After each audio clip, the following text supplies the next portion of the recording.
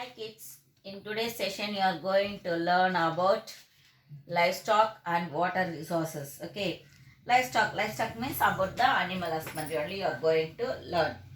Here you are going to learn about the goat, sheep and also about the fishing. Goat, it is the poor man's cow. It is known as the poor man's cow. It forms a very important component in dry as well as the farming system.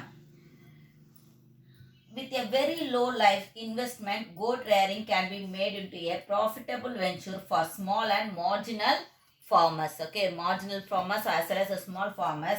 With the low investment, they can earn more profit. Sheep, it is used for the multiple purpose. For the wool, for the meat, for the milk, skin and manure, and forms an important component of the rural economy. It's particularly in the arid and semi-arid and also mountainous areas of in the Tamil Nadu. They were in that places alone they are rearing the sheep. Okay, it provides a dependable source of income to the shepherds through the sale of wool and animals. Okay, shepherds we are saying, isn't it? Those who are rearing the sheep, they only call as a shepherds. That people, they are earning the money from the sheep. How they are earning the money? By selling the sheep as it is, otherwise by selling the wool. Tamil Nadu Dairy Development Corporation, it was changed the name as a Ovid. Okay, next we will move on to the fishing. Fishing, we are living in, that means we are in our Tamil Nadu, we are having 13 districts as a coastal districts, isn't it? So definitely there will be the fishing as an important occupation. We are having the marine fishing as well as the inland fishing. Marine fishing, those who are doing the fishing or in the, that means in the ocean or sea waters with the kilometers from the shoreline, with the kilometers from the shoreline is called as a inshore fishing, and the fishing far from the shore, right, maybe 20 to 30 kilometer miles out in water, hundreds and thousands of feet deep is called as a offshore fishing. Okay, the inshore fishing, it is not that much dangerous, but offshore fishing is that much dangerous. We are getting the more income from the marine fishing. Inland fishing means the fishing which is done in the lakes, rivers, everything comes as the inland fishing. In our Tamil Nadu, we are having so many lakes as well as the rivers, but rivers are rain-fed rivers and also lakes also rain-fed lakes only. But when we are getting that means during the rainy season, we are having the main occupation as the fishing in inlands. Okay, rivers, ponds, estuaries, backwaters, swamps, everything used as a inland fishing. Fishery department has introduced several forums for the betterment of the fishing. Vellore district leads in the production of inland fish production with 10% of state production.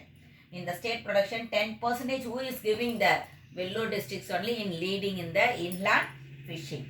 Next we will move on to the water resources. When we are saying about the inland fishing, if the water is there alone, we can able to get the inland fishing, isn't it? That means what are the water resources we are having? Actually, water resources not only for, it is useful for the fishing, we are for drinking purpose, for the industrial purpose, for the agriculture purpose, as well as for the electricity purpose. For everything we need the water. Okay, we will check what are the water resources in our country and also what are the multi-purpose projects in Tamil Nadu. We will see that. Water resources, what are the type of the water resources we are having? Lakes, already I told you, lakes is there. Okay, rivers are there, 17 rivers are there, and reservoirs 81.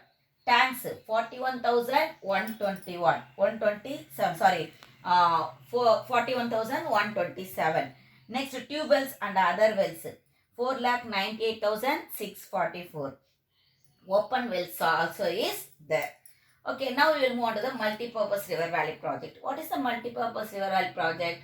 The dams which is constructed across the river used for the multi-purpose. Okay, the dams which are constructed across the river are known as the multi-purpose river valley projects. Here we are having the Mettur Dam, Bhavani Sagar, Amaravati, Krishnagiri, Sattanur, Mullai Periyar, Vaigai, Manimuttar, Papanasam, Parampiculam Aliyur project. So many projects we are having here. For everything it is used for the multi-purpose. And already I told what are the multi-purpose. That means what are the water's multi-purpose is there. Actually, when we are saving the water for the to save the water alone, they are constructing the dam, isn't it? When you are saving the water, we are utilizing that water for the fishing purpose, and we are using that water for the drinking. And what are the main what how we may say what are how the water is useful in our daily life.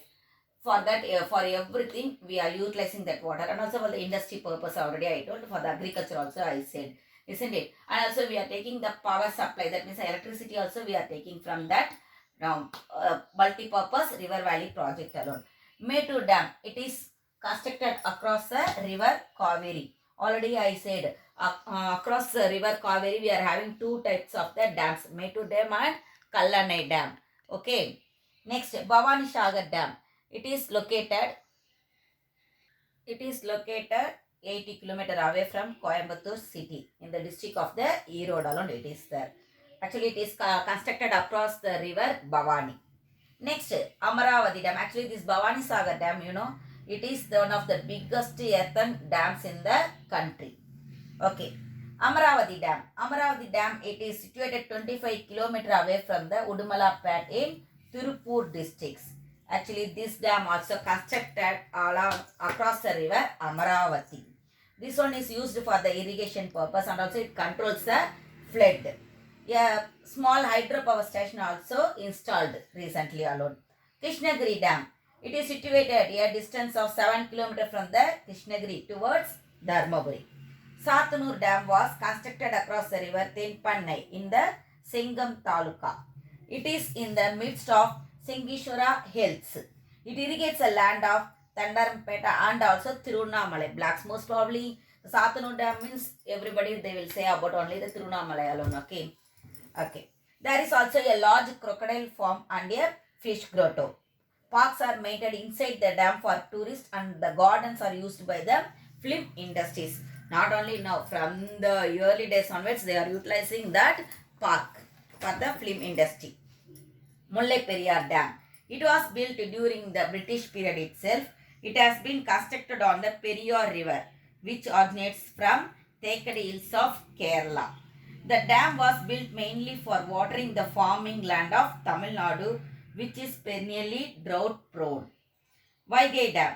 This dam built across the river Vaigai near Andipatti. Okay, next Manimuttar. Manimuttar, the dam, it is in the Tirunelveli district. Papanasan Dam. Papanasan Dam is also known as the Karayur Dam. It is away from Tirunelveli, 49 km away from Tirunelveli. This dam is used to irrigate Tirunelveli as well as the Thoothukudi districts, for both the districts. Parampiculam Aliyur project. This Parampiculam Aliyur project, it is lies between the Tamil Nadu and Kerala.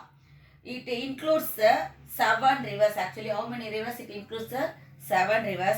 In that one, Parampiculam and Aliyur, both the river also it included in that one. This project is located near the Ottanchatiram. Its storage capacity is 167 million cubic feet of water.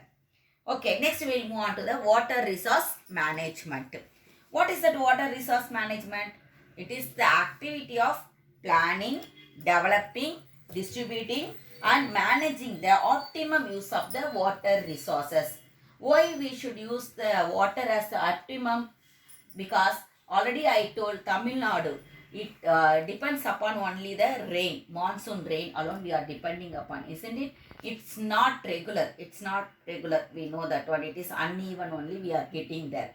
So for all the purpose we need water. Already I told, for the household purpose, for the industrial purpose and for all the purpose we need the water. So it is very, very, very important to save the water.